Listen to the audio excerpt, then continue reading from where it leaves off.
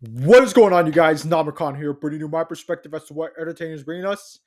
And today I will be reviewing Tiny Toon Adventures. This was a show that I previously reviewed years ago, but I deleted it because the quality wasn't up to my standards, and so I decided to come back to it I decided to come back to rewatching it after so long. This show was released on CBS on September 14th, 1990, and it became a huge success. The show was more successful than some of the Disney afternoon shows at the time. The show left a legacy by having merchandise, a direct to DVD film, comic books, two spin off shows, multiple video games, and a reboot airing right now called Tiny Toons University. The show stars Charlie Adler, Tress MacNeille, Joe Alasky, Don Messick, Kath Soucie, Maurice LaMarche, Frank Welker, Walt Paulson, Chris Summer, and Jim Cummings. And the show was created by Tom Ruegger, and it was produced by Steven Spielberg. The show is set in a fictional world called Acme Acres, where most of the Tiny Toons live. The Tiny Toons go to a university called Acme University, a school where they get taught by the actual Looney Tunes characters. The university was founded by said Looney Tunes characters so that they could teach the Tiny Toons how to be great comedians. If you know Looney Tunes, you know that not every episode of the franchise has an overarching story. They're all one-off episodes with slapstick humor being the main focus. Tiny Toons does a similar approach, where the comedy is similar to the Looney Tunes, but it's more so a variety show, where they also parody pop culture and make meta commentary. Tom Ruegger has been around in the industry long before he created Tiny Toon Adventures.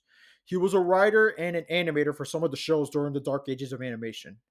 He didn't start to become a creator until he created various Scooby Doo series.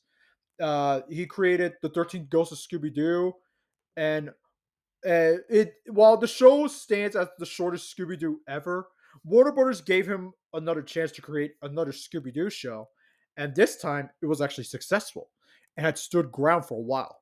That show was a pup named Scooby Doo. Since then, he worked with Steven Spielberg, who at the time was interested in creating animation projects, since not too long ago he was involved in American Tail, The Land Before Time, and Who Framed Roger Rabbit. All three of those films were very successful for his studio, Amblin Entertainment. The show has won multiple Emmy awards. You guys like seriously. This show was huge. Like this show laid the groundwork for future shows for Warner Brothers. Like not so, and the show like is the reason why the Animaniacs and Pinky and the Brain and Freakazoid, they, yeah, yeah, the show Tiny Toon Adventures is the reason why both the Animaniacs and Pinky and the Brain exists. Yeah, you could thank this show for this. Like this show really stands the test of time with great animation, fantastic humor, a not and engage with a lot of engaging characters too. But and there were a couple episodes that really stood out to me. There was one episode where they parodied Citizen Kane. That was the Kane the character Charles Kane was parodied by Montana Max. Montana Max is a greedy, selfish brat, and I believe I don't know who he's supposed to be a parody to, but he's there for a reason. Honestly, like he is basically the main antagonist to the Tiny Toons, and yeah. Now I know who's he a descendant of. He's basically a protege of Yosemite Sam. You guys know Yosemite Sam. He's always antagonizes Bugs Bunny and sometimes Daffy, Porky. Yeah. So So, and another episode that stood out to me was with Babs Bunny not having her own protege to look up to. Buster had Bugs, Plucky had Daffy, Hampton had Porky, Furball has Sylvester, the Go-Go has the Dodo in one of the Looney Tunes episodes, and even the skunk, I forgot her name. She is a protege of Pepe Le Pew, and Babs tries to find for a descendant of hers who she wants to look up to, and the character that she founded was someone named Honey. Now, hu- now they legitimately this character named Honey was a previously established Looney Tunes character, and they literally rewrote her. Like in the original shorts, she wasn't even the main character. The main character of those shorts was Bosco. Bosco was the main lead, but and Honey didn't even appear in most of Bosco's episodes. And not only that, not only they rewrote her, they redesigned her. Along with Bosco too, from because from what I have from what I have researched, they were basically I think they were basically a racial caricature to African Americans. At least that's what I've at least that's what I've re- at least that's what I've researched with. And so they decided to redesign both Bosco and Honey just to make it more uh less race less stereotype.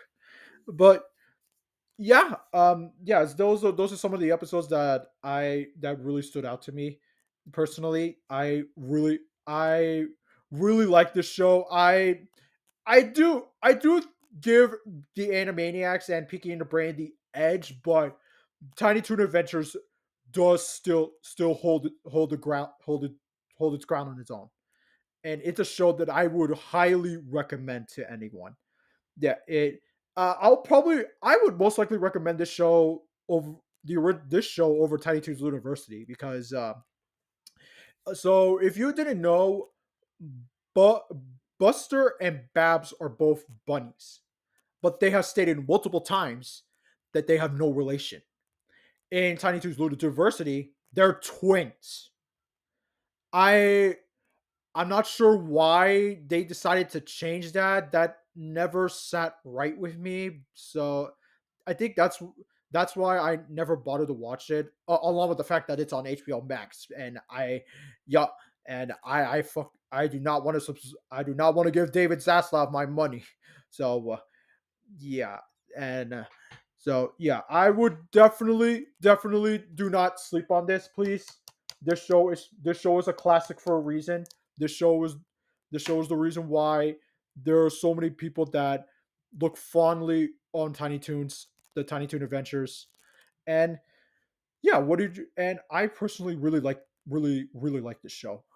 So, what did you guys think of Tiny Toon Adventures? Did you like it? Did you hate it? Let me know in the comments down below. Make sure to subscribe to my channel if you haven't.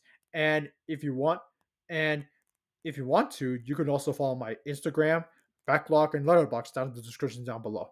You can also join my Discord server if you want to. And with that out of the way, this is Namir Khan, and I'll see you next time.